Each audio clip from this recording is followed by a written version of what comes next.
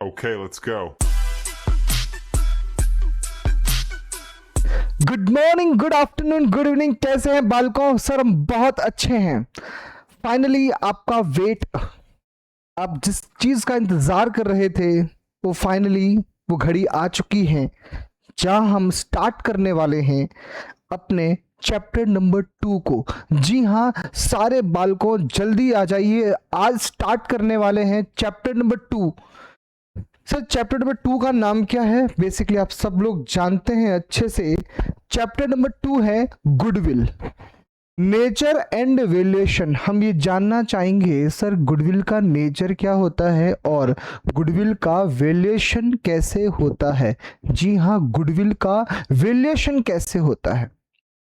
Sir अगर हमें बात करते हैं गुडविल के नेचर के बारे में, सबसे पहले जानना जरूरी है कि एक्चुअली गुडविल है क्या। बेसिकली कई बार हम बोलचाल की भाषा में बोलते हैं रेप्यूटेशन। जी हाँ, एक बिजनेस की जो रेप्यूटेशन है, क्या हम उसी को गुडविल बोलते हैं? कहीं ना कहीं आसपास आप आंसर बोल रहे हैं, बिल्कुल जी हाँ।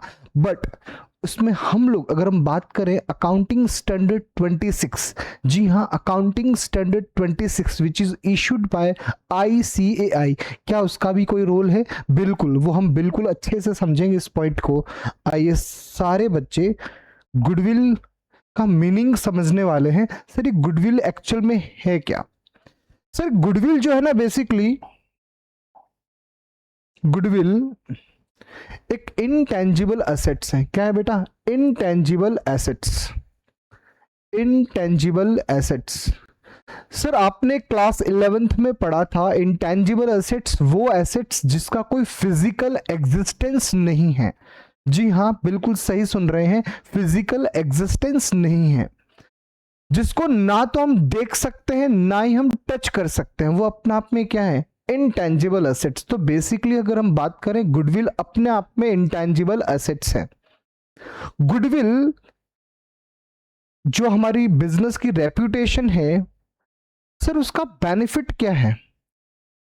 सर नॉर्मल प्रॉफिट से आप ज्यादा अर्न कर पाते हैं। Goodwill gives an enterprise an advantage. किस बात का advantage? To earn higher than normal profit. आप नॉर्मल प्रॉफिट से ज्यादा अर्न कर पा रहे हैं due to only and only goodwill.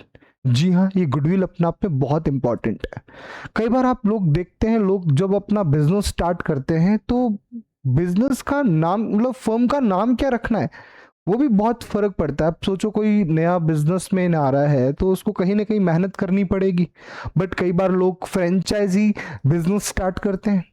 जैसे लेटेस्ट सपोज चिंटू ने मैकडोनल्ड्स की फ्रेंचाइजी लेके बिजनेस स्टार्ट किया, तो बताइए क्या मैकडोनल्ड्स की जो गुडविल है उसका बेनिफिट चिंटू को मिलेगा? बिल्कुल, क्योंकि फ्रेंचाइजी में बिजनेस कर रहे हैं, आप उनके नाम को यूज करके बिजनेस को स्टार्ट कर रहे हैं, तो क्या उसको बेनिफिट मिलेगा? बिल्कुल मिलेगा।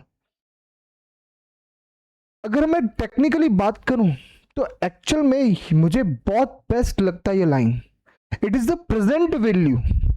It is the present value किस चीज का? एक्सपेक्टेड फ्यूचर प्रॉफिट का। हाँ, expected future profit. Sir due to reputation, due to goodwill, आपको फ्यूचर में जो प्रॉफिट होने वाले हैं उसकी आज क्या वैल्यू है, उसकी आज क्या वैल्यू है, उसी को हम क्या बोलते हैं बेटा? Present value of expected future profit. और वो normal rate of return, normal return on investment से कितना ज्यादा है। क्या मैं normal return on capital employed भी बोल सकता हूं? हाँ, बिल्कुल बोल सकते हैं।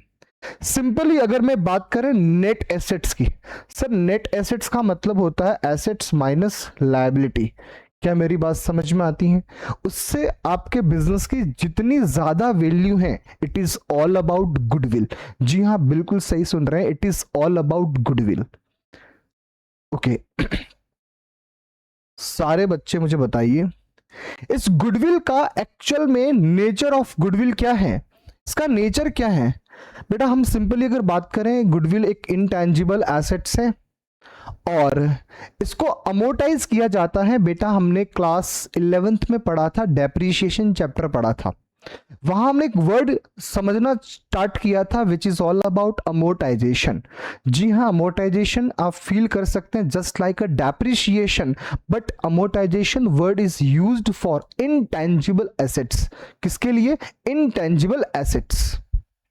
अमोर्टाइज्ड वर्ड जो बेसिकली यूज किया जा रहा है वो इनटेंजिबल एसेट्स के लिए यूज कर रहे हैं हम लोग, ठीक है। और क्या गुडविल मेरी इंटेंजिबल एसेट्स है? बिल्कुल। Amortised over useful life, amortise over it's estimated useful life. हाँ, ये लाइफ जो है ये एस्टिमेटेड होती है। ओके। अकाउंटिंग स्टैंडर्ड 26, ये अकाउंटिंग स्टैंडर्ड कौन इश्यू करता है बेटा? ICAI, institute of chartered accountancy of India, जो अकाउंटिंग स्टैंडर्ड 26 इश्यू, जहां पर 26 इश्यू किया, वहां पर क्या लिखा है basically? Accounting standard 26 deals with intangible assets. जी हाँ, अकाउंटिंग स्टैंडर्ड 26 जो है वो बताता है इनटेंजिबल एसेट्स के बारे में। क्या मेरा गुडविल, क्या मेरी गुडविल जो है वो इंटेंजिबल एसेट्स है? बिल्कुल। तो इसका मतलब अकाउंटिंग स्टैंडर्ड 26 में एक बात लिखी गई है। सर क्या बात लिखी है अकाउंटिंग स्टैंडर्ड 26 में? वो बोलता है सेल्फ जनरेटेड गुडविल को बुक्स ऑफ अकाउंट में रिकॉर्ड नहीं करते। जी हाँ, ध्यान से सुनना, self generated goodwill, self generated, इसको बुक्स ऑफ अकाउंट में रिकॉर्ड नहीं करना है। ये कौन बोलता है? Accounting standard 26। बट क्या परचेज गुडविल को हम बुक्स ऑफ अकाउंट में रिकॉर्ड करेंगे? बिल्कुल करेंगे। सर डिफरेंस कैसे हैं? एक ही गुडविल किसी के लिए हो सकता है वो सेल्फ जनरेटेड हो, बट वही गुडविल किसी के लिए परचेज गुडविल भी हो सकती है। सर कैसे? क्या हम इसका कोई एग्जाम्पल समझ सकते हैं? बिल्कुल। Sir latest suppose Nita Ambani ने मुकेश अंबानी को पूछा कि हे भाग्यवान, आप मुझे बताइए, मैंने बड़े किस्से सुने हैं कि आपके बिजनेस की कोई गुडविल है, बताइए सर ये गुडविल है कहां, मुझे ढूंढ के बताइए। अब प्रॉब्लम ये है कि हमारे अंबानी साहब जल्दी से आइए और एक डिब्बा लेके आए, एक डिब्बा लेके बताया कि भाई साहब गुडविल इसके अंदर है। करे करे करे तो करे क्या अंबानी जी, करे तो करे क्या? प्रॉब्लम यह है, क्या अंबानी जी बता सकते हैं कि हाँ भाई गुडविल इस डिब्बे के अंदर है? ऐसा बता सकते हैं? सर नहीं बता सकते। क्यों नहीं बता सकते? बालकों क्यों नहीं बता सकते? बिकॉज आप जानते हैं कि गुडविल जो है वो इंटेंजिबल एसेट्स है। जी हाँ, ये अंबानी जी का जो बिजनेस है वो बहुत टाइम से चला आ रहा है, धीरू भाई अंबानी के टाइम से। आप मुझे बताइए, इन्होंने बिजनेस जो किया ना, मार्केट में एक इमेज बना दी, एक रेप्यूटेशन क्रिएट किया है, आफ्टर सेल सर्विस जो प्रोवाइड करते हैं, कस्टमर सेटिस्फेक्शन जो है, क्वालिटी ऑफ प्रोडक्ट जो है, देयर आर वेरियस रीजन जिनकी वजह से मार्केट में एक इमेज बन चुकी है, रेप्यूटेशन बन चुकी है। क्या ये इनके लिए सेल्फ जनरेटेड गुडविल है? बिल्कुल। इसका मतलब इसको हम ना तो देख सकते हैं ना टच कर सकते हैं, फिजिकल एग्जिस्टेंस नहीं है। तो फाइनली अंबानी जी ने हाथ जोड़ के बोला, हे देवी, हे हमारी जो गुडविल है ना, ये सेल्फ जनरेटेड गुडविल है, हमने अपनी मेहनत से ये रेपुटेशन क्रिएट की है मार्केट में, बट प्रॉब्लम ये है कि हमने इसका कोई मॉनेटरी अमाउंट किसी को पे नहीं किया। इसका मतलब ये हमारे लिए कैसी गुडविल है? Self generated goodwill. अब प्रॉब्लम ये है कि आज अंबानी जी परिवार ये चाह रहा है कि हमारा एक बिजनेस, एक सेगमेंट ऑफ बिजनेस चिंटू को बेच दिया जाए। चिंटू को बेच दिया, चिंटू बड़ा बेसब्री से इंतजार कर रहा है। अब चिंटू के पास कॉल आता है अंबानी जी का, ट्रिंग ट्रिंग ट्रिंग ट्रिंग। चिंटू ने कॉल उठाया और बोला कि जी बताइए कौन बात कर रहा है फोन पे। अब अंबानी जी का जैसे ही नाम सुना, चिंटू जहां खड़ा था वहीं पर स्तब्ध, एकदम वहीं पर धड़ाम से गिर पड़ा। अंबानी जी का कॉल। जी हां, वो बिजनेस सेल करना चाह रहे हैं, अपना बिजनेस सेल करना चाह रहे हैं। बताइए, अंबानी जी ने बोला कि एक अगर आप हमारा ये बिजनेस खरीदना चाह रहे हैं तो हमारे बिजनेस की जो नेट एसेट्स है वो 500 करोड़ है। कितनी है बेटा? 500 करोड़। चिंटू को एक बार तो ठीक से सदमा लग गया, अच्छा वाला सदमा लग गया। 500 करोड़, गांधी जी को देखे हुए बरसों हो गए उसको। 500 करोड़। साथ में ये भी बोला कि बेटा ये तो मेरी बिजनेस की नेट एसेट्स है, बट अगर आपको ये बिजनेस खरीदना है तो हम आपसे 700 करोड़ चार्ज करेंगे। आप मुझे बताइए कि अंबानी जी नेट एसेट से कितना ज्यादा चार्ज कर रहे हैं? सर 200 करोड़। अगर चिंटू को ये बिजनेस खरीदना है तो कितने में खरीदना पड़ेगा? 700 करोड़ में। बताइए चिंटू इस बात से लेटेस्ट सपोज वो अग्री कर जाता है तो बताइए चिंटू अपनी पॉकेट से टोटल कितना पेमेंट करेगा अंबानी जी को? 700 करोड़। आप मुझे बताइए कितना एक्स्ट्रा पेमेंट कर रहा है? 200 crore. It is all about goodwill, और वो भी कौन सी? Purchased goodwill. क्या मेरी बात समझ में आती है? सर बिल्कुल समझ में आती है। सर गुडविल जो है इस बिजनेस की अंबानी परिवार के लिए क्या थी? सेल्फ जनरेटेड गुडविल थी। क्यों? बिकॉज उन्होंने इस बात का कहीं पेमेंट नहीं किया है, कोई आउटफ्लो, इकोनॉमिक आउटफ्लो नहीं हुआ है। बट यही गुडविल चिंटू के लिए क्या हो गई? Purchased goodwill. इसका मतलब ये हुआ चिंटू अब अपनी बुक्स ऑफ अकाउंट में क्या गुडविल रिकॉर्ड कर पाएगा? यस। सर सिंपल बात है, आप किसी को एक्स्ट्रा पेमेंट कर रहे हो, एक्चुअल में it is all about goodwill. हम किसी इंसान को, किसी भी पर्सन को एक्स्ट्रा अमाउंट पे करते किस बात का है? गुडविल का। It is all about goodwill. क्या मेरी बात समझ में आती है? सर बिल्कुल समझ में आती है। अब आपको ध्यान ये रखना है, अकाउंटिंग स्टैंडर्ड 26 के अकॉर्डिंग सेल्फ जनरेटेड गुडविल को बुक्स ऑफ अकाउंट में रिकॉर्ड नहीं करना है, बट परचेज गुडविल को आप रिकॉग्नाइज करेंगे, मतलब रिकॉर्ड करेंगे। आइए next, need for valuing goodwill. जी हां, सबसे इंपॉर्टेंट बात। सर क्या है ये इंपॉर्टेंट बात? सर ध्यान से सुनना, ये इंपॉर्टेंट बात है कि गुडविल का वैल्यूएशन जो है कब कब जरूरी होता है। Need for valuing goodwill, need for valuing goodwill. Goodwill का वैल्यूएशन करना जरूरी क्यों है? बालकों जल्दी से बताइए, गुडविल का वैल्यूएशन करना जरूरी क्यों है? कब कब करना होता है एक्चुअल में? बताइए क्यों जरूरी है, कब कब करना होता है गुडविल का वैल्यूएशन? क्या जात को अगर सपने में आ जाए कि नहीं सुबह गुडविल का उठते ही वैल्यूएशन करना है, क्या आप करेंगे गुडविल का वैल्यूएशन? नालायक को नहीं।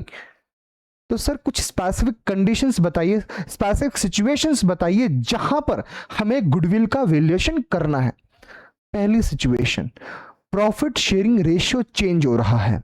सर क्या मतलब हुआ प्रॉफिट शेयरिंग रेशियो चेंज हो रहा है का मतलब? सिंपल सी बात है, अगर बेटा लेटेस्ट सपोज दो पार्टनर हैं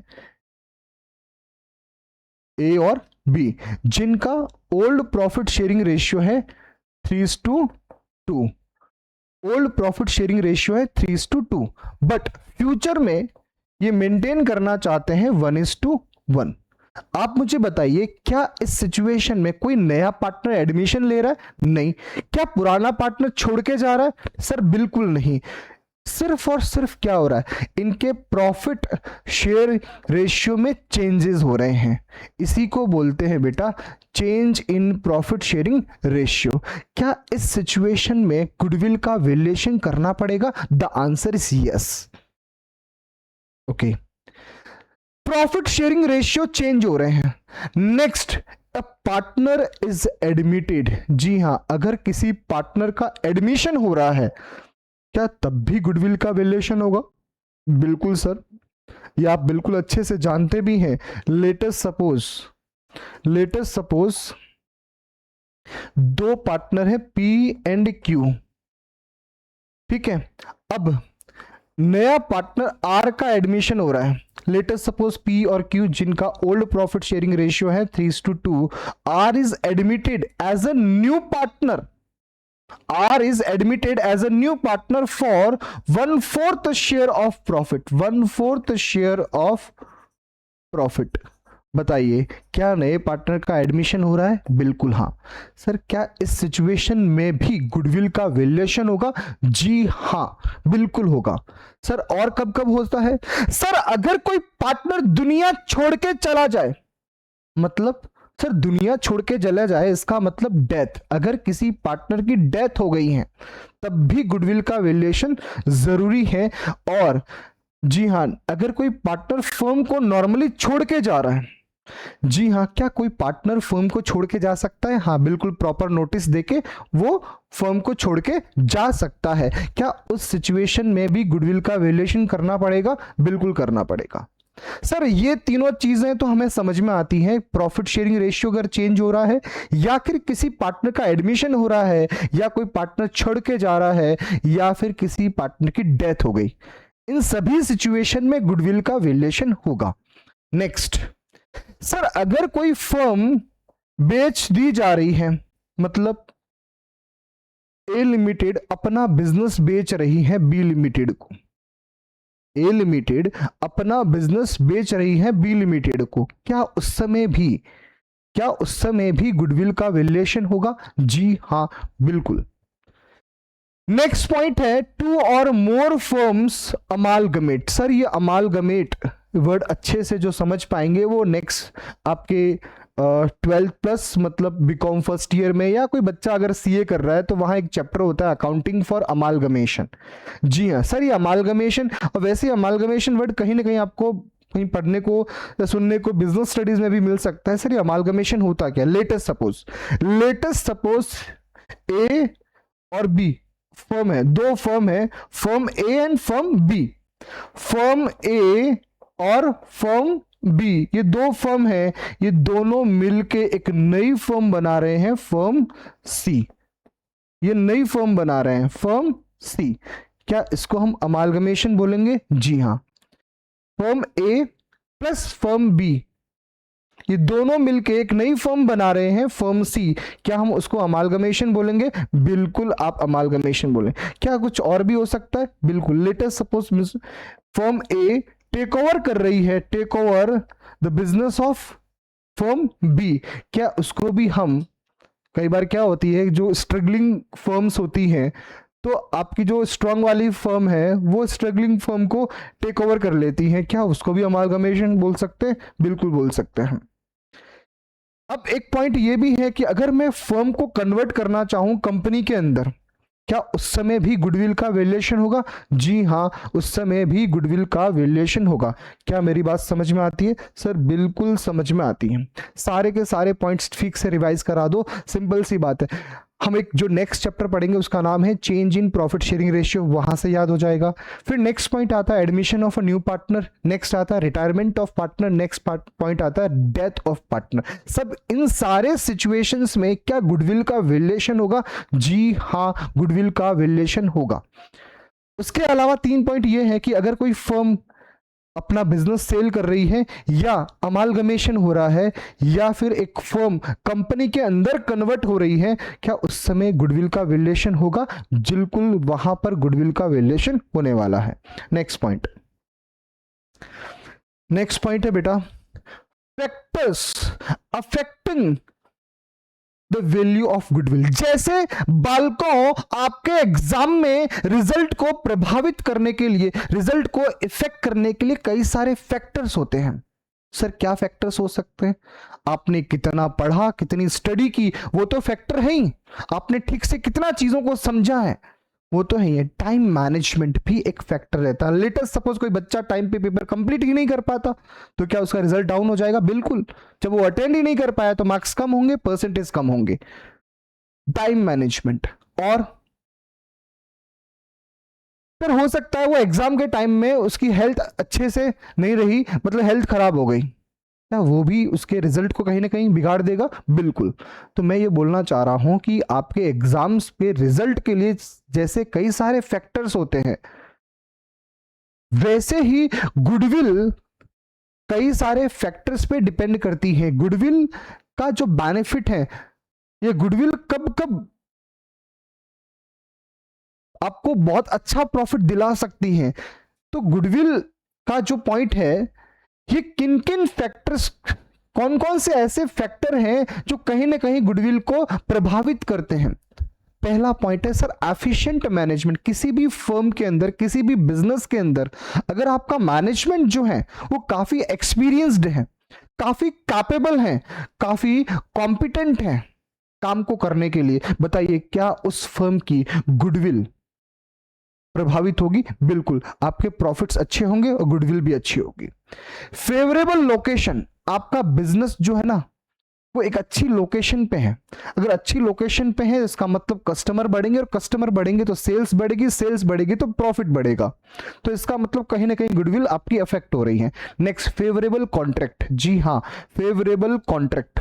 सोचो आपने लॉन्ग टर्म कॉन्ट्रैक्ट ले रखे हैं। कैसे ले रखे हैं? लॉन्ग टर्म कॉन्ट्रैक्ट परचेज और सेल के ले रखे हैं, और आपके प्राइसेस जो है वो सारी फेवरेबल हैं।